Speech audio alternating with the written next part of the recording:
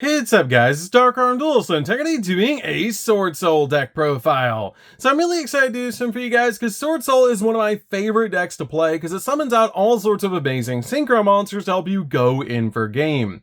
So without further ado guys, don't forget to like, comment, subscribe, hit the bell there so you can become part of notification squad, and definitely check out the Patreon down in the description below for all those awesome rewards. Like in your name description every single video, getting assigned cards in the mail, and even getting to request a deck profile every single month to your Patreon. So without further ado, let's get straight on into this. So first off, we're going to be playing 3 copies of Moyi. Moyi is the best normal summon in the entire deck, because this card has the ability if it's normal or special summon, you reveal a Swordsoul or a worm monster in your hand to special summon out a Swordsoul token. It's a worm tuner, water, level 4, 0 attack, and 0 defense, but the important fact about this card is it's going to give you a tuner on your side of the field with that token, so we can go into our copy of Grandmaster, which is the main play you're going to use with your copy of Moyi. But while you control that token, you cannot special summon monsters from the extra deck except synchro monsters, which is totally fine because that's pretty much all we're going to do anyways. And if this card is sent to the graveyard as a synchro material, you can actually draw a card, which is amazing to be able to do just to dig into the deck for more combo pieces. We then play 3 copies of Longyun. Longyun is really good as a 3-0 because this card helps us step into level 10 synchro plays, because you can discard one other Swordsoul card or a worm monster to special summon this card from your hand. Then special summon out a token just like your copy of Moyi, which is just super cool to instantly get a token on your side of the field. It's a level 4 tuner, so you can go for a level 10 synchro play into cards like Baron, which is so cool. This card also has a really cool ability. If this card is sent to the graveyard as synchro material, inflict 1200 points of damage to your opponent, which is going to help you close the gap so you can go in for game. We then play 2 copies of Tai. Tai is just a great 2-of in the build, as this card has a really cool ability that you can banish a Swordsoul card or a worm monster from your graveyard to special summon out a Swordsoul token to your side of the field. And if this card is used as a synchro material, then you get to send a Swordsoul card or a worm monster from your deck to the graveyard, which is a really handy effect to be able to use with our 10 monsters that we're playing in this deck. We then play 3 copies of Incredible Ecclesia. Incredible Ecclesia is definitely a 3-of because this card can basically turn into any of your Swordsoul monsters that you want, as if your opponent controls more monsters than you do, you can special summon this card from your hand, which is a really cool ability. And during the main phase quick effect, you can tribute this card to special summon out a Swordsoul monster from your hand or deck, which is a really good effect to instantly get your copies of Moyi or Tai on your side of the field with this card's effect. We then play 3 copies of Ashuna. Ashuna is just really good as a 3-of because this card has an amazing ability, just like all of your 10 monsters, that if you control no effect monster, then you can special summon this card from your hand, which is an amazing ability for all of your 10 monsters to share, just to be able to get them on your side of the field. And if you control a face-up non-effect monster, then you can banish this card from your hand or graveyard to special summon a 10 monster from your deck, except another copy of this card. Also, you cannot special summon monsters for the rest of the turn except worm monsters, which is totally fine because we have a large pool of cards that we can actually summon from that are actually worm. We then play 3 copies of Vashuda. Vashuda is an amazing 3-of in the deck that's actually a bounce with the ability that if you control a face-up non-effect monster, you can banish this card from your hand or graveyard, target a card your opponent controls, and return it back to the hand, which is a crazy powerful effect to be able to use with this card. We then play 3 copies of Adahara. Adahara is great in this deck as a 3-of to use as a recovery card, as you can actually banish this card from your hand or graveyard to be able to target one of your banished worm monsters except this card and add it back to your hand, which is a really cool ability to use in combo, especially if you banish something that you want, you can just grab it back with this card's ability. I love that about this card, plus it's a level 1 tuner, which is going to help you go in for a bunch of really cool plays. We then play a single copy of Shathana. Shathana is just amazing because this card is a level 4 that can actually special summon itself to your side of the field, and it also has a really awesome ability of a face-up non-effect monster you control is destroyed by battle or by card effect. You can banish this card from your hand or graveyard and then target one of those destroyed monsters and special summon it, then destroy one monster that your opponent controls, which is an amazing effect, especially to use with your copy of Monk of the Tenyi. We then play 3 copies of Ash Blossom. Ash Blossom is just a fantastic hand trap overall. It's stopping your opponent from touching the deck, and it's a really good card in this build. We then also play 3 copies of Nibiru. Nibiru is just really good this format and is a fantastic hand trap that we can easily out in this build. So that's it for the monsters, guys. Let's get into the spells.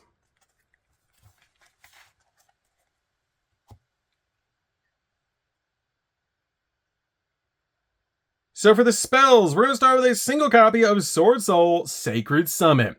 Swordsoul Sacred Summit is a definite one of in the build because this card helps out so much, basically being a monster reborn for your Swordsouls, which is amazing because it lets you target a Swordsoul monster in your graveyard, or if you control a Synchro monster, you can target a Worm monster instead and special summon it to your side of the field, which is a really powerful effect to be able to use with this card. We then played 2 copies of Heavenly Dragon Circle. I really like this card as a 2 of in the build because this card is extremely handy in the deck to be able to use in multiple situations. It lets you tribute a Worm monster to add a Worm monster from your deck to your hand, and if you tributed a non-effect monster to activate this card's effect, you can actually special summon it instead, but negate its effects. And during your main phase, if you control a face-up non-effect monster, you can banish this card from your graveyard to add a Tenyi card from your deck to your hand, but you can only use one effect of this card per turn and only once that turn. But this card is really good in the deck as a 2-0 because it can help you basically dodge hand traps, which is really nice, that target, and it's just a fantastic card overall in the build. We then also play 3 copies of Pot of Desires. Pot of Desires is definitely a 3 of in the deck because this card just helps out overall because everything that we need in the deck we play as a 3 of. So this card just helps us dig into the deck for more cards that we need because basically you can go full combo in the deck, then activate this card to dig for hand traps, which is really important in this build. But this card is really good overall in the deck because again, everything that we need we play at 3, so banishing 10 is not that big of a deal in this deck. Plus we have a card in the extra deck that actually benefits from having cards banished, so you definitely want to play this card as a 3 of in the build. We then played 3 copies of Swordsoul Emergence. Swordsoul Emergence is definitely a 3 of in the build, as this card is actually the Rhoda for the deck, letting you add a Swordsoul monster from your deck to your hand, or if you control a Synchro monster, you can add a Worm monster from your deck instead, which is just a crazy powerful effect to give you access to basically any of your monsters that you need that are Worm, which is just so cool about this card. This card is definitely a 3 of in the build, and it's just really good to have a Rhoda in this deck. So that's it for the spells, guys. Let's get in to the traps.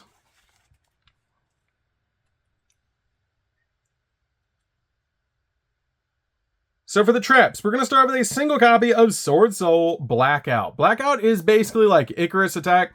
This card lets you target a Worm monster you control and 2 cards that your opponent controls and destroy them, which is amazing to be able to pop 2 cards on the field. And if this card is banished, you can actually special summon a Swordsoul token that's actually a tuner level 4 to your side of the field, which is amazing to instantly get a token on your side of the field just in case you need it to be able to keep going in for your plays. We then also play 3 copies of Infinite Impermanence. Infinite Impermanence is definitely a 3 of in the build just to stop your opponent's monster effects and also lock down entire columns of spells and traps. This card is super helpful in the build and is an amazing hand trap in this deck to basically just stop your opponent in their tracks, along with their copies of Nibiru and Ash Blossom. So that's it for the main deck, guys. Let's get into the extra deck.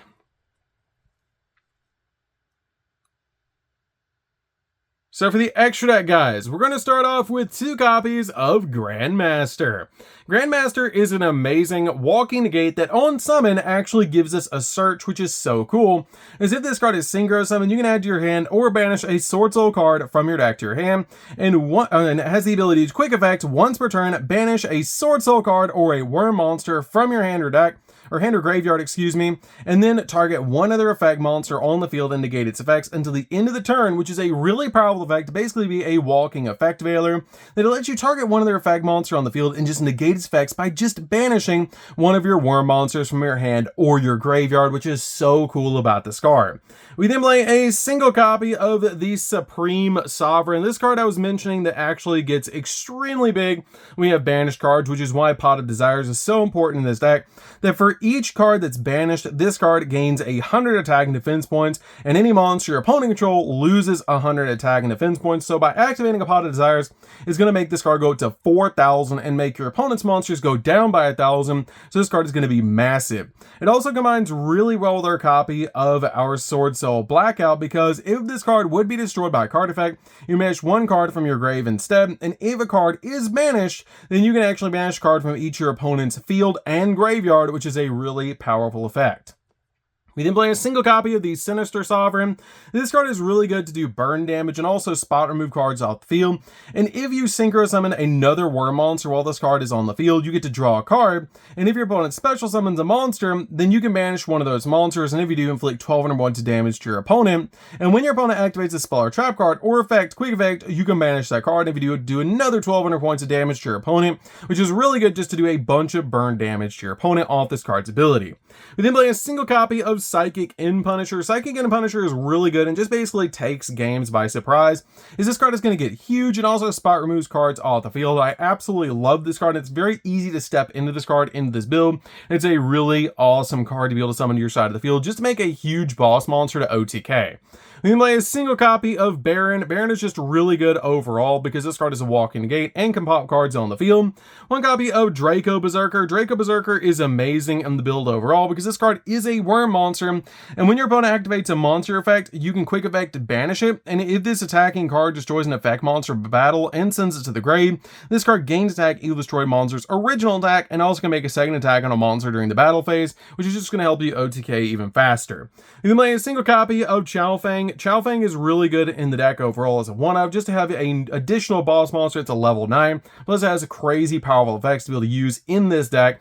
We then play 2 copies of Boxia. Boxia is really good in this deck as a 2-of, because this card is a bounce and also is a monster reborn, which is really cool because once per turn, you can target one card you control in a level 4 or lower monster in your grave, destroy that card on the field, and if you do, special summon the other monster from the grave. So this card is definitely a 2-of in the build to be able to use.